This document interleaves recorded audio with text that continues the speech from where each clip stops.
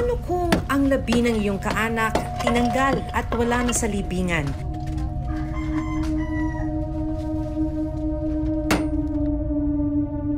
Kundi nakatiwangwang lang at tila pinabayaan.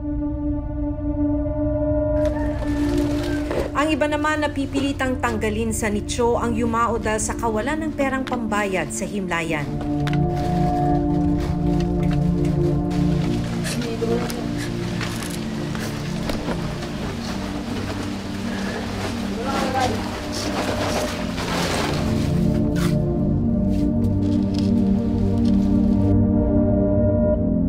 Ano ang ginagawa ng pamahalaan para mabigyan ng marangal na huling hantungan ang mga pumanaw?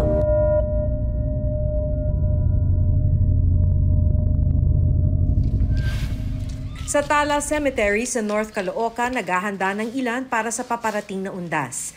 Kanya-kanyang pagpipintura ng puntod at paglinis sa paligid ng mga libingan. Pero ang 20 taong gulang na si Ray Oriendo at kanyang tiyahin na si Melba Codera, iba ang pakay ngayong araw. Huwag na palipat sila, pre. Ay, tanggal mo to. Pag malakas ang ulan, di natin madalaw eh. Yung fourth floor, yung Melinda Oriendo.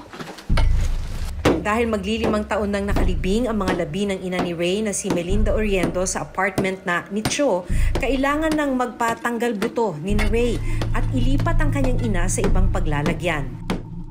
Hanggang 5 taon lang kasi ang upa sa ganitong klase ng libingan na binayaran niya ng 3,000 pesos.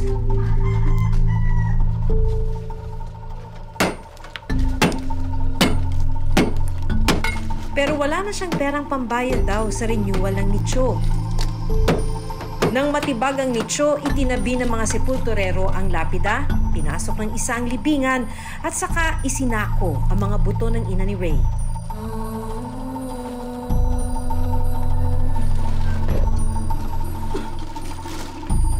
Sobrang hirap makita na ganyan yung pera niya si Mama. Pag hindi po nalipat, itatanggalin yung buto, tapos itatapon lang po. Pag di po napalipat sa ganito. Pagkatapos makuha ang mga buto ng ina ni Ray, pumunta ang mga sepulturero at pamilya ni Ray sa isang skeleton vault.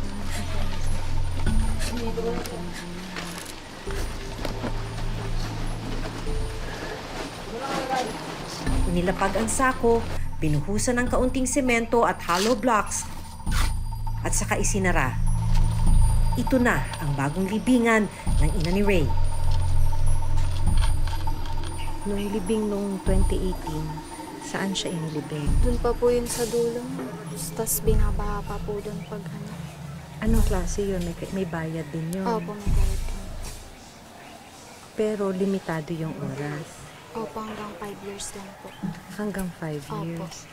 So, yun lang yung kinaya nung panahon na yun? Opo, yun lang po talaga. Sagad na yun. Tapos, may balance. Yun nga po, may balance pa po kami doon na 1.5. So, may utang pa na 1,500? Opo. Tapos, another bayad na naman po para dito sa para sa apartment? Opo.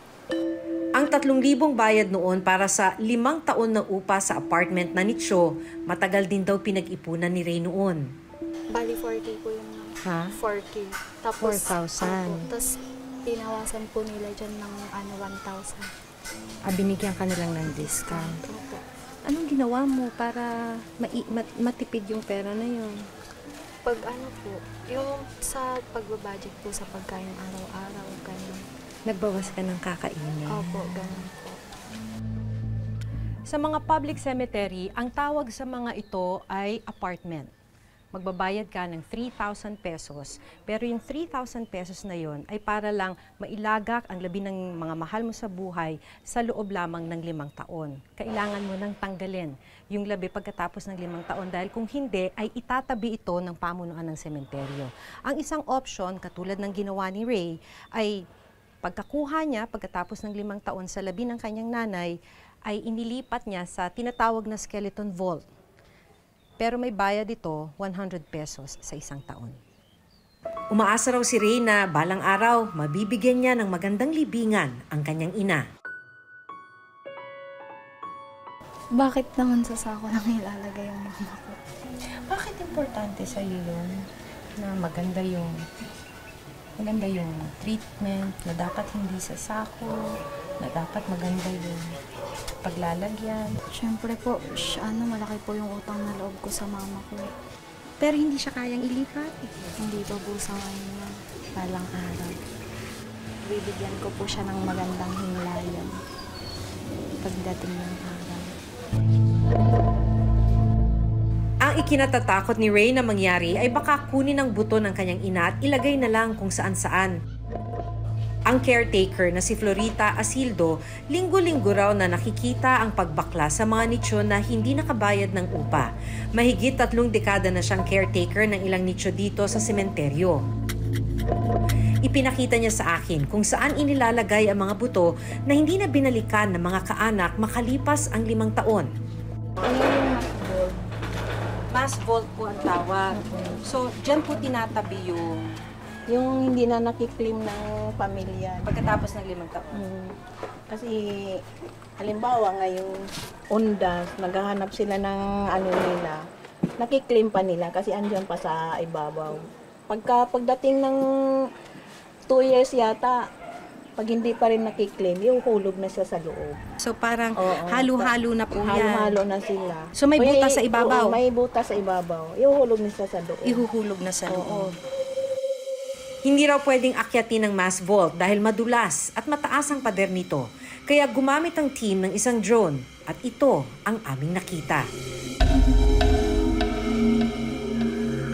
Halos 100 kumpol ng skeleton o mga buto ng tao ang nakalatag sa bubong ng vault katabi ang kani-kanilang lapida.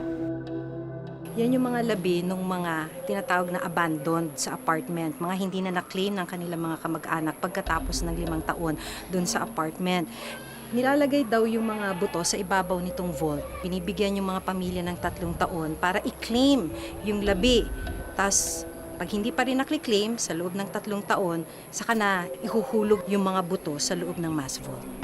Sama-sama na sila sa loob ng butas. Hindi na rin alam kung ano ang kanilang pagkakakilanlan. Yung pamilya na halimbawa diyan na lang sila magsisindi. Ganun. So, pero na lang namin na, ayan, nandyan na, nahulog na siguro kasi hindi na kayo pumunta. Sa datos ng Philippine Statistics Authority, lubog na sa utang sa kababayad pa lang sa ospital ang 84% ng 1,700 na Pilipinong namamatay kada taon. Kaya dagdag pa sakit ang pagpapalibing. Death registration pa lang 150 pesos na. Ang pinakamurang burol ay magsisimula sa 8,000 pesos. At pinakamababa na pagpapalibing sa isang public cemetery ay 5,000 pesos.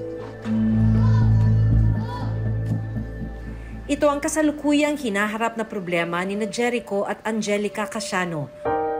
Pumanaw ang una sana nilang anak na si John Paul matapos ipinanganak noong October 20. Nilabas na po siya, segundo lang po yung tinagal. Kasi may pagbalik po namin doon ng alas 7, ang sabi sa amin ng doktor, nasa morgue na po daw yung baby. Nagulat po ako dahil kasi nasa morgue na po siya, hindi po namin siya nakitang buhay na umiiyak. Walang ginasto sina Jericho sa ospital, pero ang burol ni Baby John Paul umabot ng 6,000 pesos ang gastos at 3,600 pesos naman para sa pagpapalibing. Dahil gipit, inutang daw nila ang mga pambayad dito para mabigyan ng maayos na burol at libing ang kanilang anak. Nung ilalabas pa lang po si Baby, bumili na po kami ng mga gamit po. Siguro po umabot din po ng mga 1K rin po. Lahat-lahat. Tapos, nung hanggang sa niya, labas na ng sementeryo, nagbayad po kami ng 3K para matatakan po yung niya, death certificate. Nagbigay lang po kami ng 2K. May balance po kami 4K. Tapos, pinangutang na lang po yung kulang para po malibing si Baby. Para sa 3,600 pesos na kailangang bayaran sa sementeryo, sa isang maliit na apartment na ilagak ni Jericho ang mga labi ni Baby John Paul.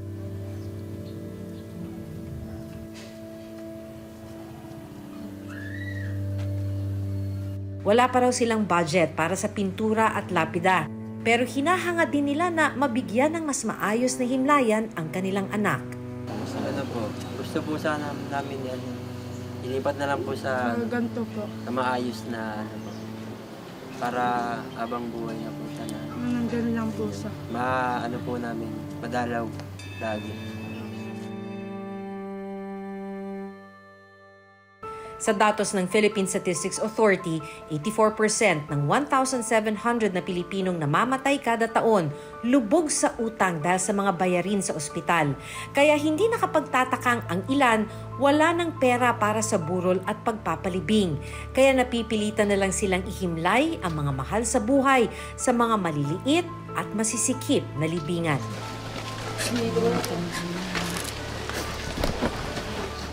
Masakit ang mawala ng mahal sa buhay.